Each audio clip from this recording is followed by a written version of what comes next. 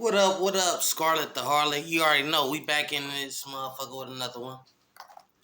It's football season cracking again. It's the preseason going on right now. What I got right now is 49ers versus the Raiders. San Francisco versus Las Vegas. So, with that being said, I'm going to play this little clip for y'all. I'm not going to show it, but I'm just going to play it. Trey Lance, the black young quarterback they drafted up to get. And it's not about him being black, but it is because it's a narrative going around. They don't give black quarterbacks multiple chances like they did Sam Darnold or Carson Wentz. They got multiple starts. It's not just because they talent. They wasn't drafted from highly ranked schools. Yeah, Sam Darnold was from SC, but SC was a bottom tier program at the time. Let's keep it real. But anyway, let me play this clip with them analyzing Trey Lance and really they was really scrutinizing him. They was scrutinizing him for his performance, which he was going up against ones. But Sam Darnold, the same former number one draft pick, got him after him and did okay, but he wasn't facing the same type of pressure or the same defense, because I already know this is preseason, game one. Most of the coverage is vanilla, meaning basic, and you can't really do shit. But if you got the number ones in there and they going after you, yeah, you're going to feel that heat because it's going to be feeling like some semblance to a regular season. But I just didn't like the narrative they was trying to spin on it, saying, yeah, Trey Lance wasn't looking good. Well, did y'all put him in the right situations? I'm not a 49er defender. Best believe I'm a Packer fan. They put our ass out in the playoffs way too many times for me to be defending any 49er. Black, white, Mexican, Asian, anybody. Anyway, let me play this clip for y'all. Let me see how y'all react to this clip. Arnold competing for the backup job. Trey Lance, now 23 years old, his third year in the league now. Can't get the ball out quick enough. He was pressured about half the time. Okay, yeah. That would stop it right there. 23 years old, third league in a year. When he got drafted, they played. They still had Jimmy Garoppolo. Jimmy Garoppolo, mind you, took them to a Super Bowl. Yeah, that's not. You can't just replace that. So yeah, he was battling for that. They thought they had a contending team, which they did, had a contending team to win a Super Bowl. Boom. So they kept Jimmy G in the starting position his first year. Second year, he get to start. He only played in a handful of games. One which was a monsoon, where the ball was wet and slippery. Everybody wasn't throwing, or it was an ugly game for everybody. Just put it like that. But let me keep playing. Drop back. Had time there, but then the pump and then too late. Not a great first drive for Lance. Still in the first, 3rd and 8. Back and down goes Lance again. Sack for the 3rd time. Remember, it was Lance went 3rd after Trevor Lawrence went 1. He popped last year, 4,100 yards, and then Zach Wilson. Lance here, rolling out, looking out. Boy, almost intercepted. Lance saved by his tight end. The game tied at 7. Good reaction there. Saved by his tight end. Now, that was a bad pass he threw. The one that he did complete for a touchdown. But you see the narrative they spilling like, yeah, he was saved by his tight end. He was sacked 3 times. Did they mention the amount of pressure Sam Darnold was under? No, because it wasn't that amount of pressure. He probably could have got the ball out faster. But when you facing different ranks of, different tiers of talent is different. I don't care what you say. some number six or seven round draft picks are more talented than the number one picks, but they're not. They just work hard and they stay committed. These people get drafted that high for a reason. Trey Lance got drafted that high because they believed in him.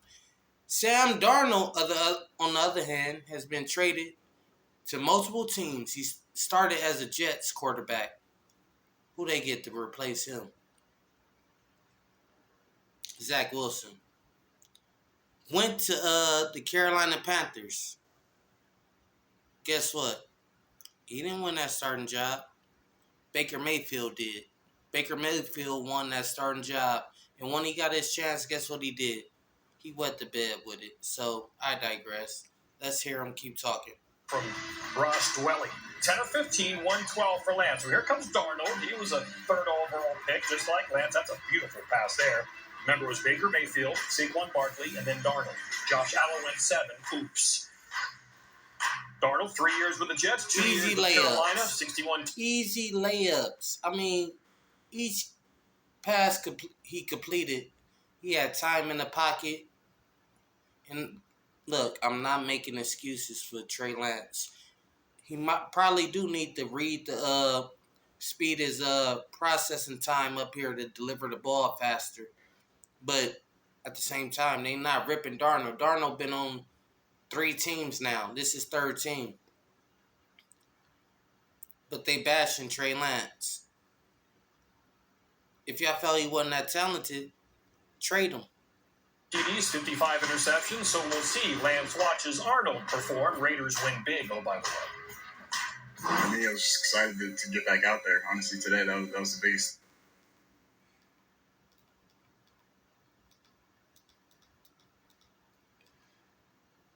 We can correct tomorrow. Why not? Look who's back. Herm Edwards. It's been a while. It's been a minute. Good to see you back on the old Noon to 3 show with Christine McKendry. But great to talk football again with you, Herm. What a legend, 10 years in the league, head coach, and, of course, Arizona State recently as well. Let's talk about the game today that we saw first. The 49ers quarterback situation. Trey Lance gets the start today. Brock Purdy had the offseason surgery. They're taking him back slowly. Presumably the starter. If you're a Niners fan, who do you want starting for this team in week 1? Why is it a question? That's another thing. Who do you want as a starter? Wouldn't you want the guy you drafted up 3 picks in the draft to start? Yeah, he probably not developed right. But at the same time, Brock Purdy was damn near the last draft pick. Mr. Irrelevant. But guess what? He thrived because of the system. Give him time in the system, they will thrive. It wasn't games that he was just lighting, he lit it up every game. But I feel nobody had game film on Brock Purdy, Sam. So let's see this year. Will he still be that same lighting it up? Because he did lead the league. I can't take that away from him. He led the league in passer rating when he did get his starts. He was, I believe, 7-1 as a starter. His only loss came in the playoffs. But still, Trey Lance had 2 or 3 starts. One of them he filled in and came in. Other one was a monsoon, where throwing the ball was irrelevant, but he got the job done. The next one, he got injured. Come on, man.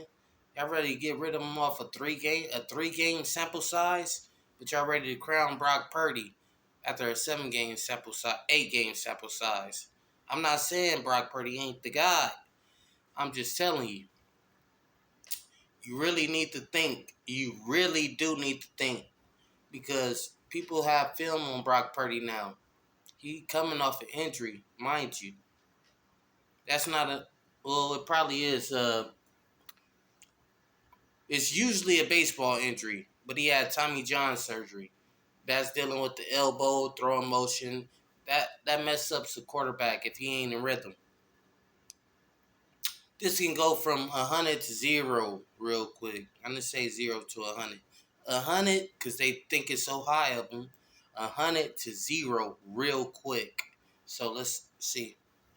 Well, it's going to be Brock Purdy, obviously, what he accomplished Obviously. last year. And it's a shame he got hurt in the championship game against a team that I know pretty well, the Philadelphia Eagles.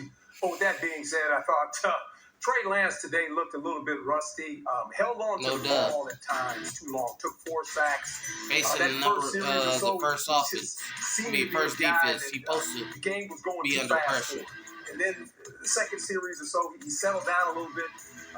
You can see why they drafted him as high as they drafted him. He has great arm talent, maneuvered out of the pocket some with some runs, but he's not ready to play at this point in time, in my opinion. Let's talk about the defensive side of the football. 2 of the best linemen in all of football, Chris Jones, Nick Bosa, both are holding out. Couple little different in terms of their style of play, but of the 2, whose absence is felt the most? Okay. This part again. They say Chris Jones and Nick Bosa. They didn't play the game. Or they didn't play today. Chris Jones, I believe he's holding out for a contract because all the years he's been putting in, he's been doing damage and been putting in work, and he shows that he's an integral part in his defense. Now, Nick Bosa, on the other hand, he was, I believe, a Rookie of the Year and a Defensive Player of the Year. But these dudes just already voted him to Hall of Fame. This is the NFL. The Hall of Fame is not that easy to get into. Off of 3 or 4 years of work, we really need to show you. You really got to show that you of the elite. I believe in the Hall of Fame, you got to be at least great, and I don't use that word slightly, great for at least more than, well, I say 60 or 70% of a decade. Come on, this guy is still in his first contract. He's working on his second contract now. By the way, that's probably why he didn't play yet neither. But guess what? He has injured. He been injured. And his brother had an injury history as well. I'm not saying Joey Bosa is not a great player. He's a really good player. Hall of Fame? I doubt it. Nick Bosa, you still got something to prove. So let's just watch how we throw this word Hall of Famer in lightly. But they already tried to crown Nick Bosa Hall of Famer. I didn't like that. So tap in with me. Feel free to comment. I will get back to you. You know me.